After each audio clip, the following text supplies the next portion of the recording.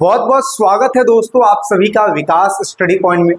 तो इस वीडियो में हम बात करने वाले हैं क्लास 12 का हिस्ट्री चैप्टर नंबर 2 जिसका नाम है राजा किसान और नगर। इसमें देखिए बेसिकली हम इस टॉपिकों को करने वाले हैं। इसका दो पार्ट बनने वाला है। जो पार्ट नंबर 1 है, ठीक है, इस पार्ट नंबर 1 में हम टोटल 10 टॉपिक को देखने वाले हैं और जो रेस्ट ऑफ टॉपिक है यानी कि जो बचा हुआ जो टॉपिक है उसको हम नेक्स्ट पार्ट में कर लेंगे, वो सारी चीज को कंप्लीट करेंगे। ठीक है, मैं आपको बता दूं ये जो चैप्टर है थोड़ा सा लेंथी है लेकिन कोई दिक्कत वाली बात नहीं है। आपको टॉपिक वाइज सारी चीजें समझाई जाएंगी। ऐसी ऐसी चीजें देखिए, ये जितनी भी टॉपिक्स लिखी गई हैं जो आपके एग्जाम के पॉइंट ऑफ व्यू से ज्यादा इंपॉर्टेंट है उसको अच्छे से बताया गया है, और जो ऐसे ही कि हाँ आपको थोड़ा सा नॉलेज लगना चाहिए उसको उस तरीके से बताया गया।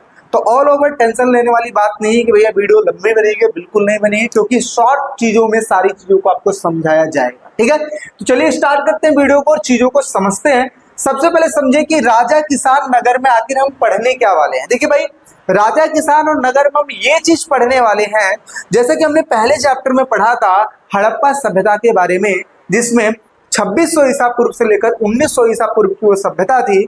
और उस सभ्यता में हमने देखा था हड़प्पा के बारे में, मोहनजोदाड़ो के बारे में। साथ ही साथ हमने एक ऐसी नगर की कल्पना की थी जो कि आज से लमसम 4 से 5,000 साल पहले की है। तो उन सभी चीजों के बारे में हमने बात कर लिया था। अब आगे अगर बात करें तो उसके बाद जो सभ्यता है वो सभ्यता आती है जिसको हम कहते हैं वैदिक सभ्यता, यानी कि हड़प्पा सभ्यता के बाद जो सभ्यता आई उसको हम कहते हैं वैदिक सभ्यता, क्योंकि वैदिक सभ्यताओं के बारे में हमें जानकारी वेदों से प्राप्त हुई है। ठीक है, तो इस चैप्टर में हम क्या पढ़ने वाले हैं, आपने सुना होगा मौर्य साम्राज्य के बारे में, आपने सुना होगा अशोक के बारे में, तो हम उनके बारे में कुछ चीजें पढ़ने वाले हैं कि आखिर मौर्य साम्राज्य की स्थापना किस तरीके से हुई और किस तरीके से अशोक ने अपने साम्राज्य को चलाया। छोटे छोटे स्टोरी है, हम सारी चीजों को कवर करने वाले हैं। साथ ही साथ यहाँ पे एक डेट याद रखिएगा कि ये जो चैप्टर है 600 ईसा पूर्व से लेकर 600 ईस्वी के बीच की बातें हो रही है।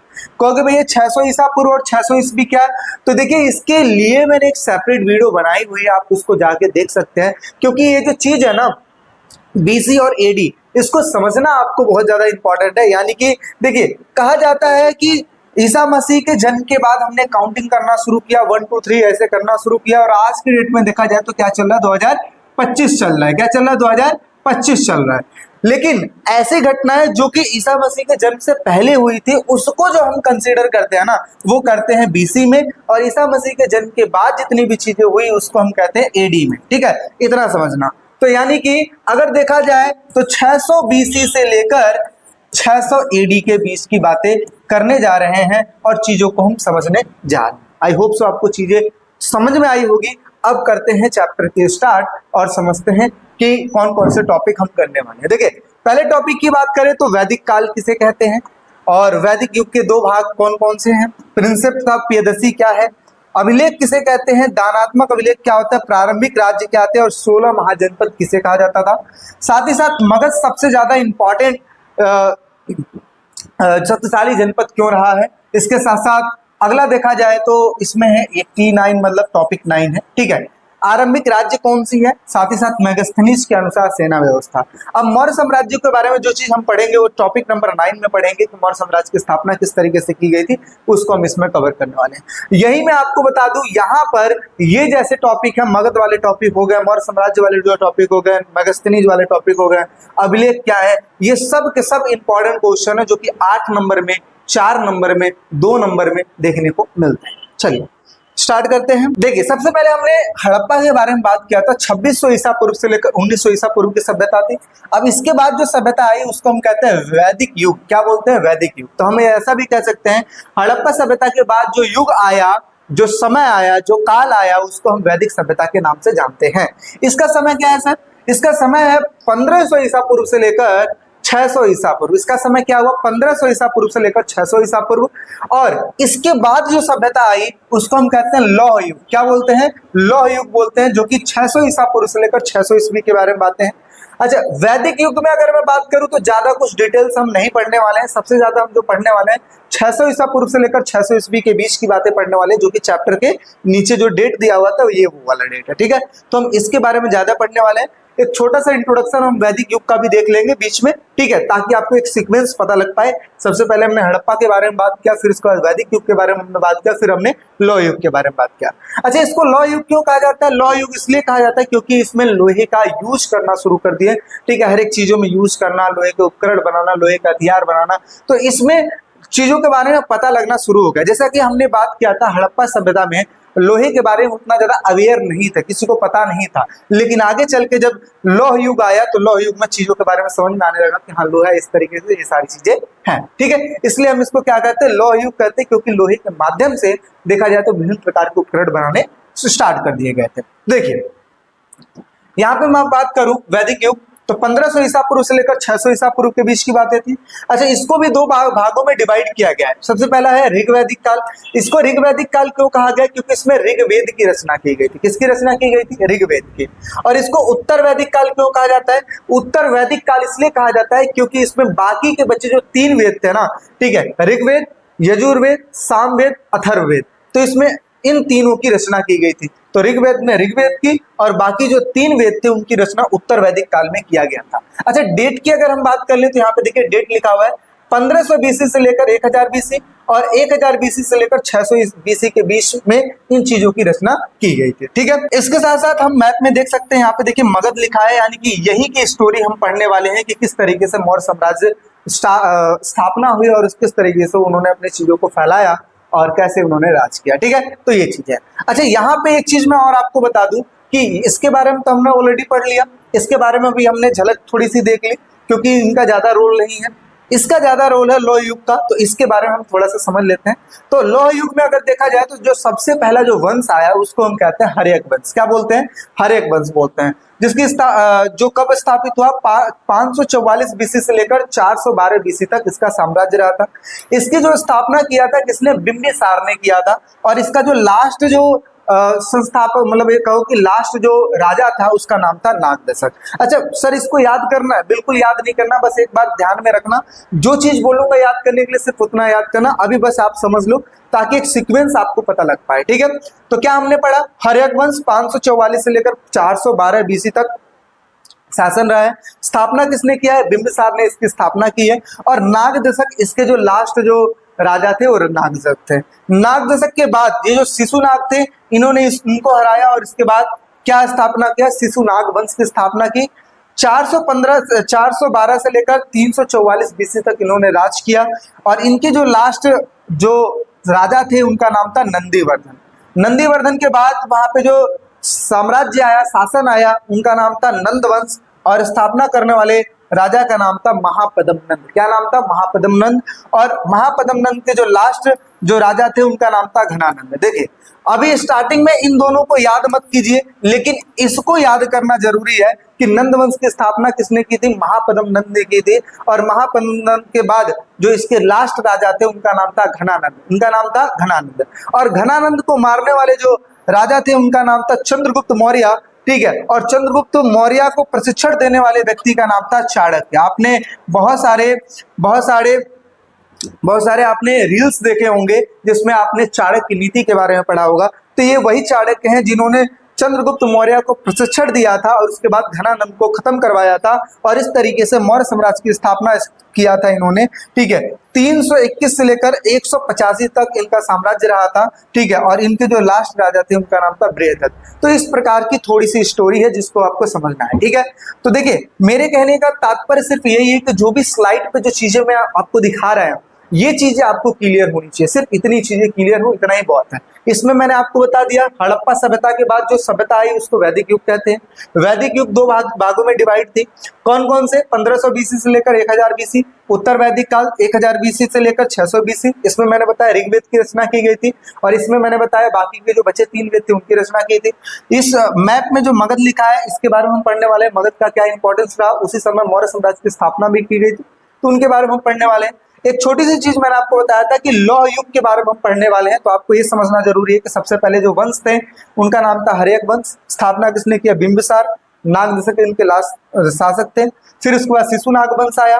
फिर उसके बाद देखा जाए शिशुनाग वंश को खत्म किया महापद्म नंद ने, और उसके बाद धनानंद लास्ट शासक थे। उसके बाद चंद्रगुप्त मौर्य ने इनको हराकर, ठीक है, इनको हराकर मौर्य साम्राज्य की स्थापना कर दी। ये जो दो लाइनें हैं, ये दो लाइनें आपको ज्यादा इंपॉर्टेंट है, याद करनी ज्यादा इंपॉर्टेंट, ठीक है। चलिए भाई, ये आपने समझ लिया, बहुत अच्छा है, क्योंकि सिर्फ वही ज्यादा से ज्यादा समझने वाली चीज थी। उसके बाद तो सब थ्योरी आपको इजीली समझ में आएगी।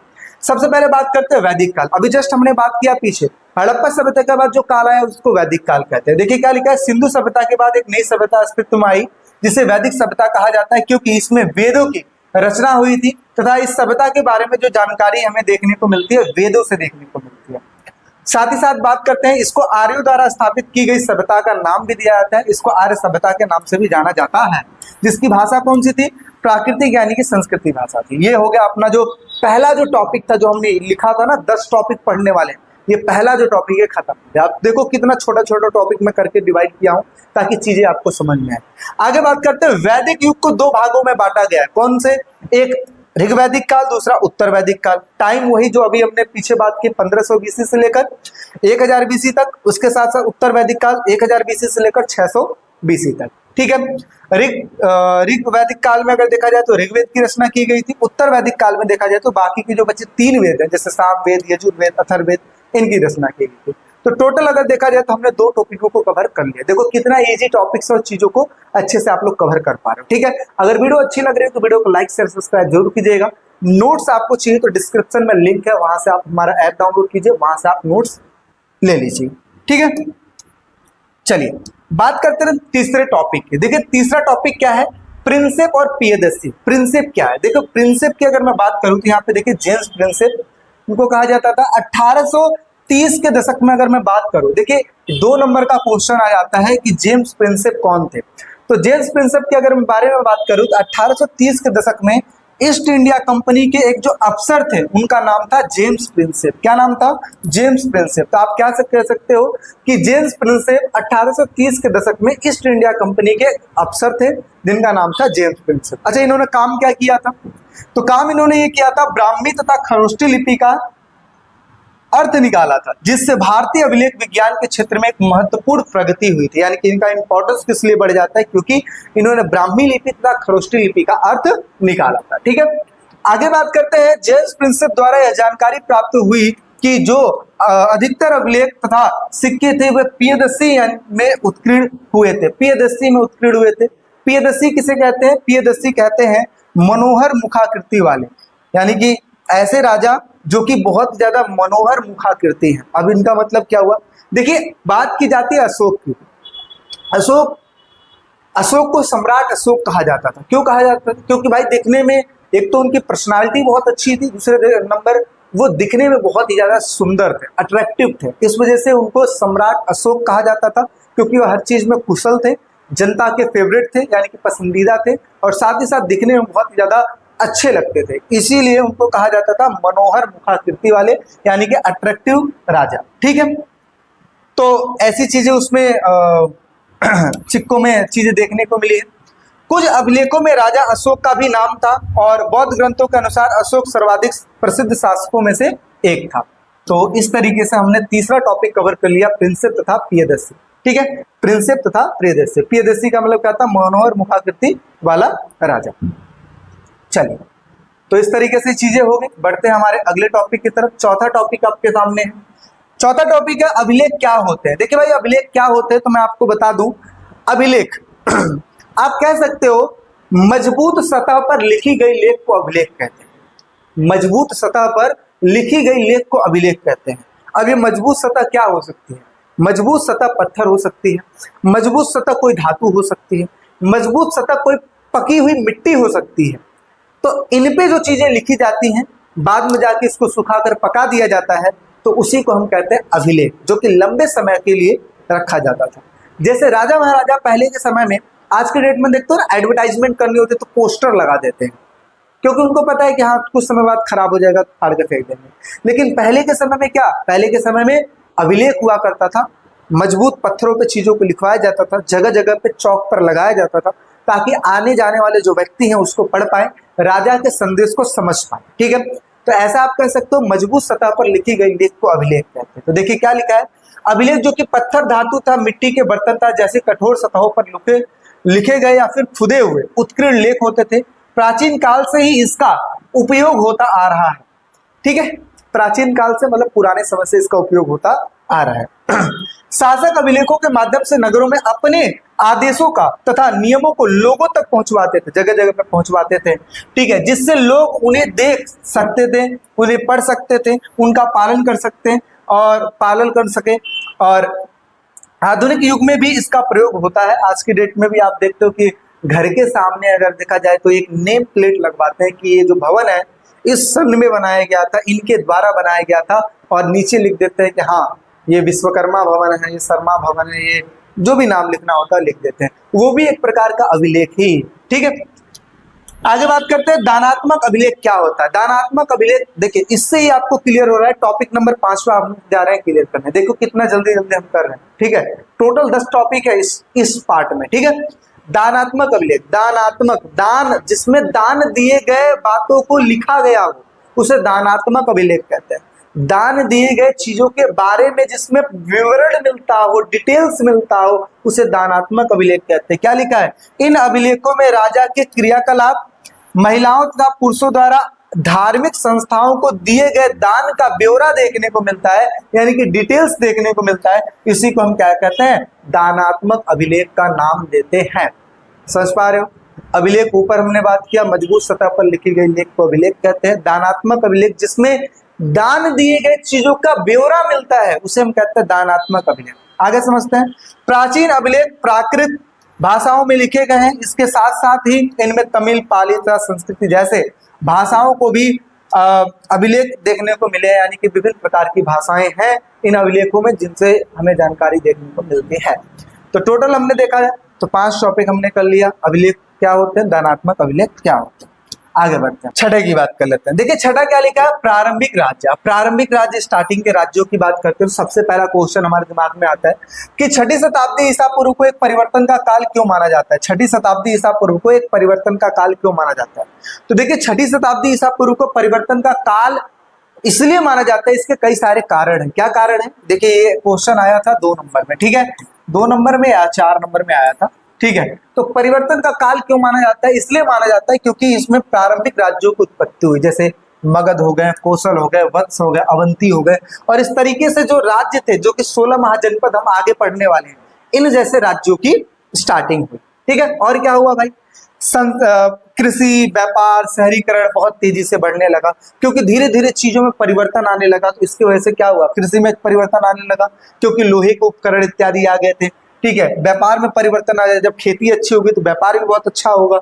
शहरीकरण, जब ये दोनों ही अच्छा होगा तो शहरीकरण यानी कि शहर जैसी चीजों का निर्माण होने लगा। ठीक है, शहर में जो लोग बसने लगे, कस्बे बसने लगे, है ना, व्यापार बहुत अच्छा खासा करने लगे, तो इस प्रकार की चीजें होने लगी। इस वजह से भी इसको परिवर्तन का काल माना जाता है। लोहा हो गया, धातु के प्रयोग ने औजारों तथा हथियारों को बेहतर बनाया गया, यानी कि इन चीजों के माध्यम से चीजों को और अच्छा बनाया गया, जिसकी वजह से उत्पादन में वृद्धि देखने को मिली।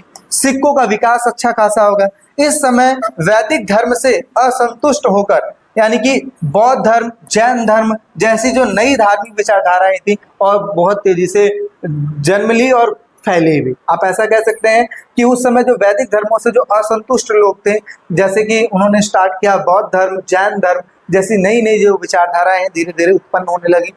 आगे क्या हुआ, इस युग में कई सारे विचारक आए, तपस्वी आए, जैसे कि आपको पता है जो बौद्ध धर्म को स्टार्ट किए थे, ठीक है, महात्मा बुद्ध, वो भी कहीं ना कहीं तपस्या बहुत ज्यादा किए थे। ठीक है, तो आप समझ सकते हो कि इस युग में बहुत ज्यादा विचारक आए, जो कि हम चौथे चैप्टर में पढ़ने वाले हैं।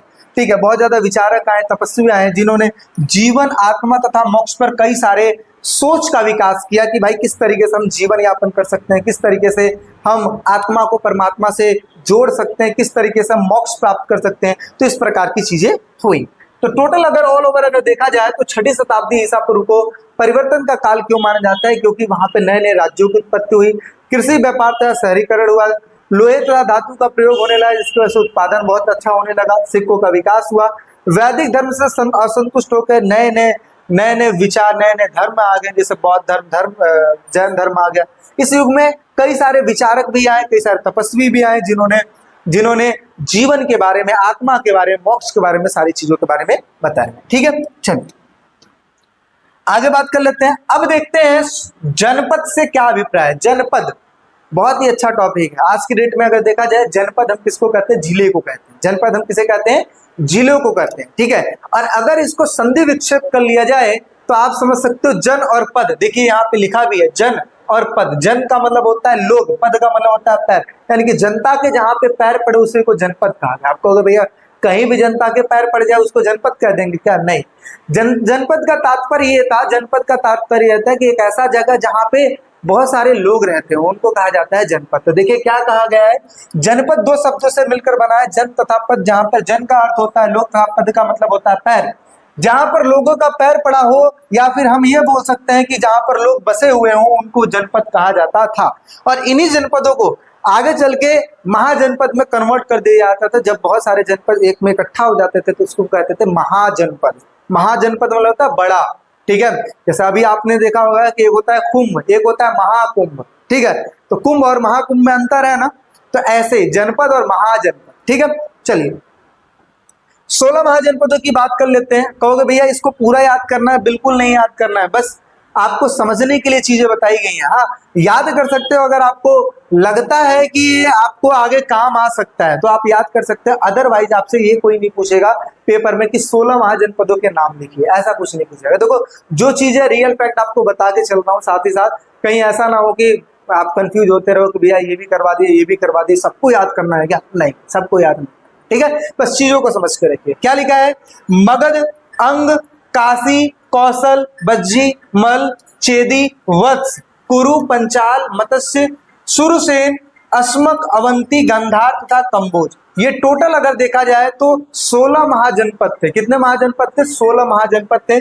आप इसमें भी देख सकते हो कि कौन से कहाँ कहाँ है। जैसे कंबोज इस साइड है, गंधार इस साइड है, कुरु इस साइड है, ठीक है, पंचाल इस साइड है, सुरसेन इधर है, मत्स्य इधर है, ठीक है, अवंती हो गया, वत्स हो गया, कौशल हो गया, वृज्य हो गया, मल हो गया, अंग हो गया, काशी हो गया, मगध हो गया और अस्मक हो गया। इस तरीके से देखा जाए 16 महाजनपदों को इस तरीके से कैटेगराइज किया गया था। तो इस तरीके से अगर हम देखें तो हमारा जो 7वां जो टॉपिक था जनपद से रिलेटेड, हमने क्या कर लिया है, क्लियर कर लिया है। ठीक है, चलिए तो 16 महाजनपद इस तरीके से। और इनमें भी जो हम सबसे ज्यादा पढ़ने वाले हैं वो पढ़ने वाले हैं मगध के बारे में। किसके बारे में पढ़ने वाले हैं, मगध के बारे में, कि मगध सबसे ज्यादा शक्तिशाली महाजनपद क्यों था। ठीक है, चलिए बढ़ते हैं 8वें टॉपिक पे। और 8वां टॉपिक क्या है अपना, 16 महाजनपदों में प्रथम मगध। अभी जस्ट मैंने आपको बताया था 16 महाजनपदों में हम सबसे सिर्फ एक ही महाजनपद के बारे में ज्यादा पढ़ने वाले हैं, उसे कहते हैं मगध। और इसमें क्वेश्चन आपका बनता है 8 नंबर में भी बन जाता है, 4 नंबर में भी बन जाता है कि मगध सबसे ज्यादा शक्तिशाली जनपद क्यों था। तो क्या लिखा है क्वेश्चन, 16 महाजनपदों में मगध, ठीक है, प्रथम है मगध। मगध के शक्तिशाली होने के क्या क्या कारण थे। तो अभी तो मैं जस्ट आपको 5-6 कारण बता देता हूं, अदरवाइज इसकी जो इंपॉर्टेंट वीडियो बनने वाली है, ठीक है, इंपॉर्टेंट वीडियो में जो सबसे ज्यादा बच्चों की दिक्कतें आती थी भैया, 8 नंबर का जो क्वेश्चन आता है उसमें सिर्फ और सिर्फ आप लोग हेडिंग दे देते हो, हेडिंग को एक्सप्लेन नहीं करते हो, तो बच्चे कंफ्यूज हो जाते हैं कि आखिर हम कितने पॉइंटों में इसको करें, कैसे करें। डोंट वरी, हमारा जो इंपॉर्टेंट क्वेश्चन आंसर है आप उसको पढ़िएगा। डेफिनेटली आप हर एक चीज को, मतलब मानो कि एज ए स्टूडेंट बनकर मैं सारी प्रॉब्लम्स को फेस किया और सारी चीजों को मैं निचोड़ इस इंपॉर्टेंट क्वेश्चन में आपको दूंगा कि किस तरीके से चीजों को एक्सप्लेन करना, आप उसको जरूर पढ़िएगा। ठीक है, तो चलिए, तो ये चीजें हैं, एक एक चीज को मैं डिफाइन करूंगा। तो अभी यहाँ पे 5-6 पॉइंट है, उसको देख लेते हैं कि आखिर मगध शक्तिशाली जनपद क्यों था। सबसे पहले चीज है कि मगध सबसे नंबर 1 पे आता था। मगध क्षेत्र में कृषि के उपजाऊ विशेष करके बेहतर होते थे, यानी कि उपज अगर देखा जाए, इट मीन्स वहां पे जो उत्पादन यानी कि प्रोडक्शन जो होता था वो काफी अच्छा खासा होता था। तो इस वजह से मगध सबसे शक्तिशाली जनपद था। अच्छा, दूसरे नंबर पे देखा जाए तो वहां पे लोहे के खदाने भी थे। खदाने मतलब एक ऐसा जगह जहां से लोहे की चीजों को निकाला जाता है ना, तो लोहे की खदाने आसानी से उपलब्ध हो जाती थी, इजीली वहां से चीजें निकल जाती थी और इससे उपकरण बनाना, हथियार बनाना बहुत ही ज्यादा आसान हो जाता था। आगे बात करते हैं, जंगली क्षेत्रों में हाथी मुहैया करवाए जाते हैं, यानी कि जंगली क्षेत्र वहां पे था जहां से इजिली हाथी आ जाते थे, हाथी मुहैया करवा दिए जाते थे, जो कि सेना का एक विशेष अंग माना जाता था। नदियों के रास्ते देखा जाए तो यातायात काफी अच्छा होता था, जो कि सस्ता भी था और सुलभ भी था, यानी कि बहुत इजीली चीजें हो पाती थी। क्योंकि देखिए, एक यातायात में अगर बात किया जाए, उस समय जो नदियों के रास्ते बोट के माध्यम से चीजें जो इधर से उधर आती जाती थी, वो बहुत ही ज्यादा सस्ता और सुलभ होता था, क्योंकि बल्क में ज्यादा में इधर से उधर चीजें ले आई और ले जाई जाती थी नदियों के रास्ते, जिसमें सिर्फ और सिर्फ मेहनत ही लगता था, और बाकी जो है कम खर्च में वहां पे चीजें पहुंच जाती थी। आगे, योग्य और अत्यधिक महत्वाकांक्षी शासक, यानी कि वहाँ के जो शासक थे वो भी काफी अच्छे खासे थे। सुरक्षित राजधानियां हुआ करती थी, अक्सर आपने अभी पिछले चीज में मैंने पढ़ाया कि राजधानियों को घेर के रखा जाता था, ठीक है, तो राजधानियों को अक्सर किले से घेर दिया जाता था। अच्छा, यहाँ पे एक नोटिस करने वाली बात क्या है, ये तो कुछ कारण हो गए जिसकी वजह से मगध के बारे में मैंने समझ लिया कि मगध शक्तिशाली जनपद किस वजह से था। यहाँ पे देखिए लिखा, आरंभ में राजगांव मगध की राजधानी थी। ये एक नंबर के क्वेश्चन में आ जाता है कि स्टार्टिंग में मगध की राजधानी कौन सी थी, तो राजगांव थी, जिसका मतलब होता है राजाओं का घर। राजगांव का मतलब क्या होता है, राजाओं का घर होता है। राजगांव पहाड़ी के मध्य बसा हुआ था और जिसे चारों ओर से किले से घेर दिया गया था। आगे चल के 400 ईसा पूर्व के बाद में इसको देखा जाए तो पाटलिपुत्र राजधानी बना दी जाती है, और आज की डेट में अगर देखा जाए तो जो बिहार है, पहले तो मगध था, अब बिहार बोला जाता है, तो इस बिहार की जो कैपिटल है, ठीक है, राजधानी है, वो है पटना। तो इस वजह से हमने 16 महाजनपदों के बारे में पढ़ लिया है, ठीक है। टॉपिक नंबर हमने 8 कंप्लीट कर लिया। अब बढ़ते हैं अगले टॉपिक की तरफ, जो कि हम समझते हैं टॉपिक नंबर 9, एक आरंभिक साम्राज्य। देखिए, जहां पे मगध है, मगध जिस समय फल फूल रहा था, उसी समय एक नया साम्राज्य देखने को मिलता है, ठीक है। मगध में ही अगर देखा जाए तो उस समय यहाँ पे बात करते हैं, देखिए नंद वंश का शासन चल रहा था, और नंद वंश का जो शासन था, जिसकी स्थापना महापद्म नंद ने की थी, और आगे चल के घनानंद वहां का राजा था। और घनानंद को परास्त करने वाले व्यक्ति का नाम है चंद्रगुप्त मौर्य, और चंद्रगुप्त मौर्य को प्रशिक्षण देने वाले व्यक्ति का नाम है चाणक्य। यानी कि चाणक्य ने ही क्या किया था, चंद्रगुप्त मौर्य को ट्रेनिंग दी थी, और उसके बाद इन्होंने घनानंद को खत्म किया था, और इस तरीके से चीजें बढ़ी थी। तो क्या लिखा है, मगध के साथ साथ एक साम्राज्य का उदय हुआ जिसका नाम था मौर्य साम्राज्य। मौर्य साम्राज्य के संस्थापक चंद्रगुप्त मौर्य का जो शासन है पश्चिमोत्तर में अफगानिस्तान तक, यानी कि पूरा का पूरा साम्राज्य फैला हुआ था, बलूचिस्तान तक फैला हुआ था। यानी कि देखा जाए अफगानिस्तान, बलूचिस्तान यहाँ तक पूरा फैला हुआ था। यानी कि उस समय चंद्रगुप्त मौर्य ने सारी चीजों को, है ना, अपने अंडर कर लिया था इस प्रकार से, क्योंकि अच्छा शासक था, ठीक है। यहाँ पे मैं आपको बता दूं, एक छोटी सी स्टोरी है, इसकी वजह से स्टोरी अगर आपको याद रहती है ना, थोड़ा चीजों को कनेक्ट कर पाओगे। देखिए, होता क्या है, नंद वंश का शासन चल रहा था उस समय, घनानंद राज कर रहा था। घनानंद बहुत ही ज्यादा क्रूर शासकों में से एक था, बहुत ज्यादा भोग विलास में डूबा हुआ था। तो एक बार ऐसा ही होता है कि चाणक्य को इसने अपने राज दरबार में बुलाया। देखिए, अलग अलग जगहों पे आप पढ़ोगे ना, बुक्सों में कुछ और बातें लिखी गई है, कहानियां अगर देखते हैं तो उसमें कुछ और बातें लिखी गई हैं, तो उन कहानियों के माध्यम से आपको मैं चीजें समझा रहा हूँ, ठीक है। तो हुआ एक बार ऐसा कि घनानंद ने अपने राज दरबार में चाणक्य को बुलाते हैं, और चाणक्य वहां पे जाते हैं, और फिर उसके बाद कहा सुनी हो जाती है कुछ, और उसके बाद जो घनानंद है वो बहुत ही ज्यादा प्रताड़ित करते हैं, बहुत ज्यादा बेइज्जती कर देते हैं चाणक्य की।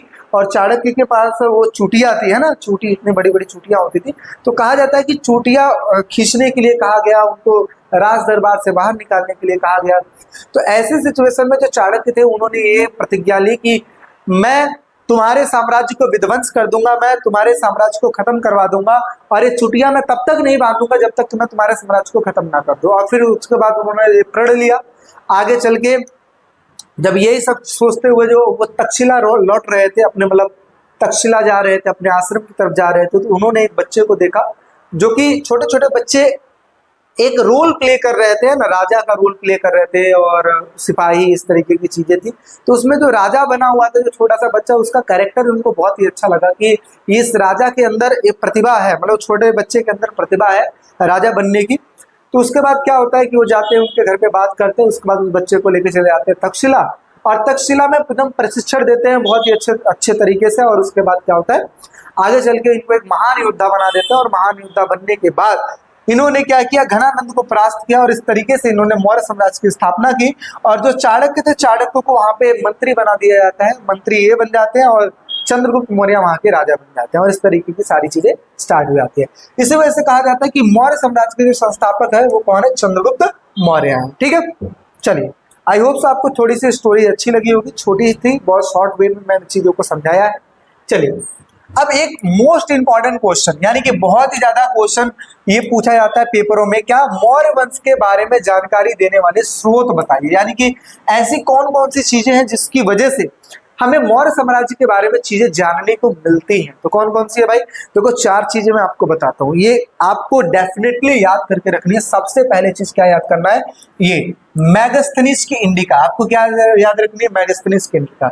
मैगस्थनीज व्यक्ति का नाम है, इंडिका पुस्तक का नाम है, यानी कि इस व्यक्ति ने इस पुस्तक को लिखा था, इस वजह से मैगस्थनीज की इंडिका बोलोगे। क्या बोलोगे, मैगस्थनीज की इंडिका। दूसरे नंबर पे क्या बोलोगे, कौटिल्य के अर्थशास्त्र। ये कौटिल्य कौन है, वही चाणक्य जिसकी बात कर रहे थे, तो चाणक्य की अर्थशास्त्र। तीसरे नंबर पे क्या बोलोगे, विशाख दत्त की मुद्रा राक्षस, यानी कि विशाख दत्त ने क्या लिखा है, मुद्रा राक्षस लिखा है। तो तीन चीजें आपको याद करके रखनी है, मैगस्थनीज की इंडिका, कौटिल्य की अर्थशास्त्र, विशाख दत्त की मुद्रा राक्षस। ठीक है, और क्या याद रखना है, जैन धर्म तथा बौद्ध धर्म के ग्रंथ, इनसे भी हमें मौर्य साम्राज्य के बारे में जानकारी देखने को मिलती है। तो आपको कैसे लिखना है इसको, इस तरीके से। मौर्य साम्राज्य के इतिहास के बारे में जानकारी प्राप्त करने के लिए इतिहासकारों ने विभिन्न स्रोतों का सहारा लिया है, जिसमें से सबसे पहले आता है मैगस्थनीज की इंडिका। मैगस्थनीज एक प्रकार का राजदूत था, जो कि यूनानी राजदूत था, जो कि चंद्रगुप्त मौर्य के दरबार में रहा करता था, और उसने एक पुस्तक लिखी थी जिसका नाम था इंडिका। अच्छा, इस पुस्तक में मौर्य साम्राज्य की प्रशासन यानी कि प्रणाली के बारे में और तत्कालीन समाज का बहुत ही सुंदर वर्णन किया गया है। इसकी वजह से मौर्य साम्राज्य के बारे में जानकारी देखने को मिलती है। तो इस वजह से पहला स्रोत क्या हो गया, मौर्य साम्राज्य की जानकारी का पहला स्रोत क्या हो गया, ये हो गया मैगस्थनीज की इंडिका। अच्छा, दूसरे नंबर पे क्या है, कौटिल्य की अर्थशास्त्र। तो कौटिल्य थे, चाणक्य थे, ये उनके राज दरबार में रहा करते थे, उनके मंत्री थे, तो इन्होंने एक अर्थशास्त्र तैयार किया था, और इसकी वजह से हमें वहां की शासन प्रणाली के बारे में जानकारी देखने को मिलती है। और क्या देखने को मिलता है भाई, विशाख दत्त की मुद्रा राक्षस। अच्छा, इससे क्या पता लगता है, इससे ये पता लगता है कि इन्होंने किस तरीके से जो नंद वंश है ना, इसको खत्म किया, और किस तरीके से वहां पे जो नंद वंश है किस तरीके से इसको खत्म किया, और मौर्य वंश की स्थापना किस तरीके से किया गया, इस चीज के बारे में वर्णन किया गया है अपना मुद्रा राक्षस में। इसके साथ साथ मौर्य साम्राज्य के बारे में जैन धर्मों से बौद्ध धर्मों के ग्रंथों से चीजें प्राप्त होती हैं। और किससे प्राप्त होती हैं, जैसे पत्थरों से, स्तंभों से, अशोक के अभिलेखों से। अक्सर सबसे बहुमूल्य स्रोत माने जाते हैं, यह हमें अशोक के धर्म, प्रजा हितैषिक कार्यों की विशेष जानकारी देते हैं। यानी कि अगर देखा जाए अभिलेखों के माध्यम से हमें चीजों के बारे में जानकारी मिलती है, जैसे अशोक के धर्मों के बारे में, प्रजा हितैषिक कार्यों के बारे में हमें जानकारी देखने को मिलती है, किस तरीके से अशोक ने प्रजा के लिए काम किया है ना, इस तरीके से चीजें मिलती है जानकारी। मूर्ति कला के द्वारा भी हमें मौर्य साम्राज्य की जानकारी देखने को मिलती है ना। और भी बहुत सारे स्रोत है जिसकी वजह से हमें मौर्य साम्राज्य के बारे में जानकारी देखने को मिलती है। ठीक है, तो समझ में आ गई बातें। मौर्य साम्राज्य की स्थापना किसने की, चंद्रगुप्त मौर्य ने की थी। किसको हराया था, नंदवंश को हराया था। कौन लास्ट शासक था, धनानंद था, उसको हरा दिया। इसके बाद मौर्य साम्राज्य की स्थापना हो गई। मौर्य साम्राज्य के बारे में जानकारी देने के क्या क्या स्रोत है, तो सबसे पहले मैगस्थनीज की इंडिका हो गई, दूसरे नंबर पे कौटिल्य की अर्थशास्त्र हो गई, तीसरे नंबर पे विशाख दत्त हो गए, विशाख दत्त की मुद्रा राक्षस हो गई, जैन धर्म बौद्ध धर्म के ग्रंथ हो गए, पत्थर, मूर्ति, इन सभी चीजों से भी जानकारी देखने को मिल जाती है। चलिए, आई होप से आपको चीज समझ में आई होगी। ये क्वेश्चन इंपॉर्टेंट है, 4 नंबर में आपको देखने को मिलेगा।